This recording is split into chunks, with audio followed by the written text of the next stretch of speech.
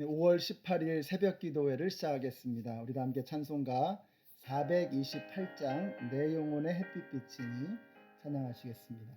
내 영혼의 햇빛 비치니 주 영광 찬란해 그 세상 어떤 빛보다 이 빛 더 빛나네 주의 영광 빛난 광채 내게 비춰 주시옵소서 그 밝은 얼굴 배울 때 나의 영혼 기쁘다 내 영혼에 노래 있으니 주 찬양합니다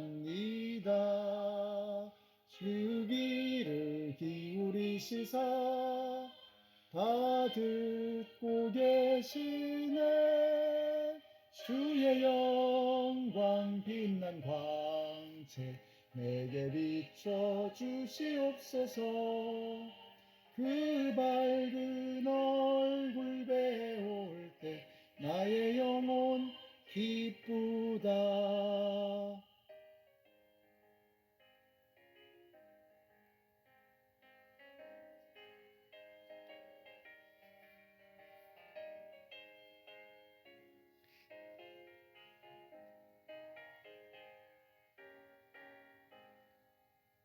내 영혼의 봄날 되어서 주 함께 하실 때 그 평화 내게 깃들고 주 은혜 꽃피네 주의 영광 빛난 광채 내게 비춰 주시옵소서 그 밝은 얼굴 배울 때 나의 영혼 기쁘다. 아멘. 오늘 우리에게 주시는 하나님의 말씀은 사사기 마지막 말씀입니다. 21장 1절에서 3절까지의 말씀 함께 읽겠습니다. 이스라엘 사람들은 이미 미스바에서 우리 가운데서는 아무도 딸을 베냐민 사람과 결혼시키지 않도록 하자 하고 맹세한 일이 있었다. 이스라엘 백성은 베델에 이르러 거기에서 저녁이 되도록 하나님 앞에 앉아 소리를 높여 크게 통곡하였다. 그들은 울부짖었다. 주 이스라엘의 하나님 어찌하여 이런 일이 이스라엘에서 일어났습니까? 오늘 한 지파가 끝내 이스라엘에서 없어지고 말았습니다. 아멘. 네, 사사시대는 한마디로 이 왕이 없는 시대라고 할 수 있습니다. 왕이 없다는 것은 기준이 없다는 뜻이죠. 그래서 사사시대는 사람들의 인생이 엉망이 되어버린 시대입니다. 기준이 없으니까. 하나님을 왕으로 모시고 하나님을 기준으로 살아가는 것이 아니다 보니까 사람들은 자기 멋대로 행하게 되고 자기 안에 있는 이기심이 최대한으로 표출되어지는 그러한 악한 시대가 되고 말았던 것입니다. 자, 그러나 그때나 지금이나 이 세상은 너무나 똑같이 돌아가고 있습니다. 그럼에도 불구하고 그리스도인은 우리 예수 믿는 사람들은 하나님의 백성들은 다른 모습으로 살아가야 하는 것입니다. 우리가 예수를 믿는다는 것은 하나님을 왕으로 모시는 것이요 하나님이 우리의 기준이 되어진다는 것입니다. 그러므로 기준을 가진 사람은 삶의 모습이 달라질 수밖에 없습니다. 오늘 말씀을 통해서 우리 그리스도인들은 하나님의 백성들은 어떻게 살아야 하는가 하는 것을 함께 생각해 보려고 합니다. 첫째로 하나님의 백성은 연합하고 하나가 되어져야 합니다. 큰 대의를 가지고 하나가 되어져야 한다는 거예요. 오늘 우리가 읽은 본문을 보시면 이스라엘이 미스바에 모였습니다. 왜 모였느냐? 함께 모여서 이 베냐민 지파를 멸하자, 심판하자, 단죄하자 이런 목적을 가지고 이제 모인 것입니다. 그렇게 해서 모인 사람이 약 40만 명이 됐어요. 우리가 잘못된 것을 바로잡는 것은 필요하고 중요한 일입니다. 그러나 한 가지 아쉬운 점이 있습니다. 이스라엘 백성들이 40만이나 모였습니다. 그렇다면 그 40만이 모인 그 어마어마한 군대가 가나안의 나머지 족속들, 이방 족속들을 멸하고 그 땅에 하나님의 나라를 세웠어야 합니다. 그런 일에는 관심이 없고 내부적으로 일어나는 그런 사소한 일에 몰두하고 있는 저들의 모습을 보면서 참 안타까운 생각이 듭니다. 저들이 정말 하나님의 말씀대로 살았다면 베냐민 지파가 벌였던 그런 잔혹한 그런 참으로 추악한 일이 벌어지지도 않았을 것이고 이렇게 40만이 모여서 한 지파를 멸하겠다라고 하는 이런 모습도 나타나지 않았을 것입니다. 사랑하는 성도 여러분, 우리는 진짜 우리의 대적이 누구인가를 알아야 합니다. 저 바깥에 하나님을 대적하는 무리들이 그렇게 으르렁거리고 있는데 우리끼리 안에서 서로 분열하고 또 서로 갈등하고 반목하는 것은 이건 마귀가 좋아하는 일이라고 하는 것입니다. 하나님의 백성은 하나가 되어야 합니다. 왜냐하면 우리의 대적 마귀가 우는 사자와 같이 지금도 삼킬 자를 찾고 있기 때문입니다. 진짜 적이 누구인가를 분명하게 깨닫고 우리끼리 싸우는 것이 아니라 마귀와 함께 마귀에게 대적하는 우리 성도님들이 되시기를 바랍니다.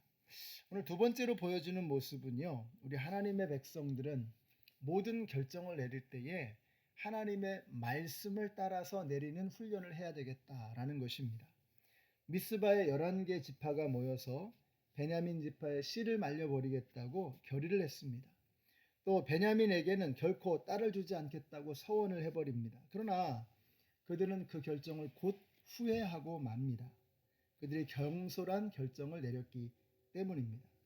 저들은 자신의 감정을 쏟아내기 전에 하나님의 뜻이 무엇인가, 이런 처참한 사태에 대해서 하나님은 어떻게 판결을 내리셨는가 하는 것을 하나님께 먼저 물어봤어야 합니다. 그들은 하나님께 물어보지 않고 자신의 분노의 감정이 극에 달했을 때에 감정적으로 이 모든 일들을 처리해버리고 맙니다. 여러분, 우리가 분노하는 감정으로 우리의 마음이 가득 차게 될 때 그것은 곧 마귀가 뛰어노는 놀이터가 되고 맙니다.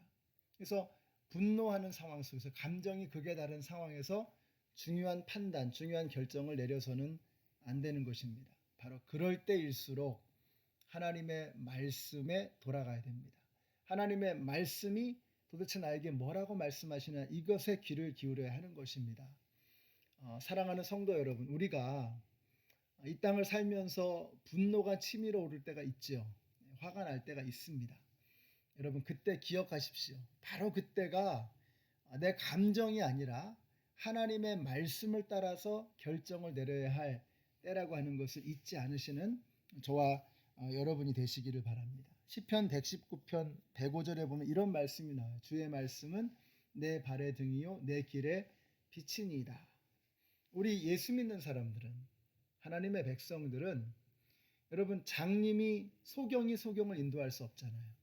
우리가 예수 믿는 사람들은 하나님의 말씀이 우리의 발에 빛이 되고 등불이 되어져서 우리가 걸어가는 한 걸음 한 걸음이 주님의 말씀을 따라가는 그러한 길이 되어야 할 줄로 믿습니다. 여러분, 감정 따라가지 마시고 우리 마음에 치밀어 오르는, 솟구쳐 오르는 그런 분노라든지 어떤 이런 감정에 휘둘리는 것이 아니라 하나님의 말씀에 붙잡혀 살아가시는 우리 성도님들이 되시기를 바랍니다. 마지막으로 하나님의 백성들은요, 공정하려고 노력해야 합니다. 이스라엘의 11지파가 베냐민 지파에게 이 레위의 첩에게 위해를 당해서 정말 이 위해를 가했던 그 깡패들을 내놓으라고 이렇게 요구를 합니다. 그러면 내놓는 게 순리죠. 잘못했으니까. 잘못한 것을 회개하고 잘못 그 죄를 저지른 사람에 대해서 그 벌이 가해지고 마땅히 받아야 할 그 처벌을 받고, 그래서 모든 일들이 말끔하게 처리되었어야 합니다. 근데 이 베냐민 지파가 어떻게 반응하는지를 보세요. 20장 14절에 보니까 이렇게 말씀해요. 그러나 베냐민 자손은 그들의 친족인 이스라엘 자손의 말을 들으려 하지 않았다. 오히려 베냐민 자손은 이스라엘 자손과 싸우러 나가려고 모든 성읍에서 기브아로 모여들었다. 무슨 말이냐? 우리가 옳고 그름은 중요하지 않다는 거예요. 우리 편에 우리 식구 건들지 말라는 거죠. 그래서 팔이 안으로 굽는다고 이게 그냥 대번에 싸우자고 달려드는 거예요. 우리 식구 챙기겠다고 옳고 그름을 전혀 생각하지 않는 이런 잘못된 태도를 보여주고 있습니다. 여러분, 주님의 일을 하는 사람은 이러면 안 됩니다. 우리는 공정하려고 애를 써야 합니다. 우리가 이제 보통 그러잖아요. 나하고 친하면 안 될 일도 되고, 나하고 안 친하면 될 일도 안 되는 거예요. 이렇게 되면 안 됩니다. 교회 일은, 주님의 일은 이렇게 처리해서는 안 되는 거죠. 공정하게, 공평하게 해야 됩니다. 제가 이제 교회 일을 하면서 이렇게 느끼는 게 뭐냐면, 우리가 참 이 불공정하다, 참 편협하고 편파적이고 치우친다, 이런 생각이 들 때가 참 많이 있습니다. 그럼 어떻게 해야 할까? 저 자신을 포함해서 우리가 다 인간이니까 그럴 수 있잖아요. 근데 어떻게 해야 되느냐? 이렇게 하면 좋은 것 같아요. 나하고 친한 사람일수록 기준을 엄격하게 적용하는 겁니다. 나하고 좀 불편한 관계일수록 그 기준을 너그럽게 적용하는 거예요. 그렇게 되면 우리가 조금 더 중립에 가까워질 수 있는 것 같아요. 조금 더 공정해질 수 있는 것 같아요.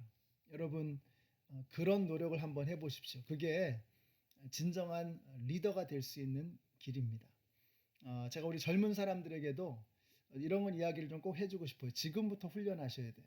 여러분들이 앞으로 교회에서 중요한 직책을 맡고 또 교회를 올바르게 이끌어 가야 될 그 리더가 될 텐데, 공정한 게 중요하거든요. 페어한 게 중요합니다. 어떻게 해야 되느냐? 여러분, 팔이 안으로 굽는다라고 하는 이 말을 잊지 마세요.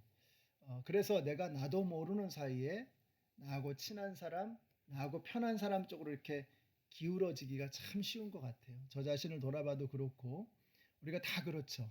그래서 나하고 좀 먼 사람, 친하지 않은 사람, 불편한 사람에게는 더 너그럽고 넉넉하게 기준을 적용하시고, 가까운 사람, 편안한 사람에게는 더 엄격하게 기준을 적용하면 참 페어하게 우리가 일을 처리할 수 있는 것 같아요. 하나님의 백성은 세상 사람들과는 좀 달라야 합니다. 그래서 예수 믿는 게 그렇게 쉬운 일은 아닌 것 같아요. 그런데 우리가 정말 예수 믿는 사람답게 공정하게 하나님의 말씀을 따라서 올바르게 살아가려고 노력할 때, 저는 우리의 삶이 정말 아름답게 변화되어진다고 생각합니다. 그래서 예수를 믿는 것은 빛나는 길이요, 영광스러운 길이요, 우리의 삶이 진정한 의미에서 형통해지는 비결이라고 믿습니다. 오늘 하루도 여러분, 공정해지기 위해서, 또 감정에 치우치지 않기 위해서, 하나님의 말씀을 따라가기 위해서 힘쓰고 애쓰시는 복된 하루가 되시기를 우리 예수님의 이름으로 축원합니다. 기도하겠습니다. 하나님, 감사합니다. 오늘도 이스라엘 백성들의 사사시대의 그 어두운 모습을 보면서 우리가 어떻게 그리스도인답게 살아가야 할 것인가를 함께 고민했습니다. 우리 함께 이 아침에 말씀으로 시작하는 모든 성도님들의 마음속에 공정하고 깨끗하고 맑은 영성을 허락하여 주셔서 세상 사람들과는 다른 삶의 모습으로 아름답게 살아가는 우리 모두가 되게 하여 주시옵소서. 예수님의 이름으로 기도드렸습니다. 아멘. 네, 오늘 하루도 하나님의 백성다운 그런 멋있는 삶을 살아가시는 우리 모든 성도님들이 되시기를 바랍니다.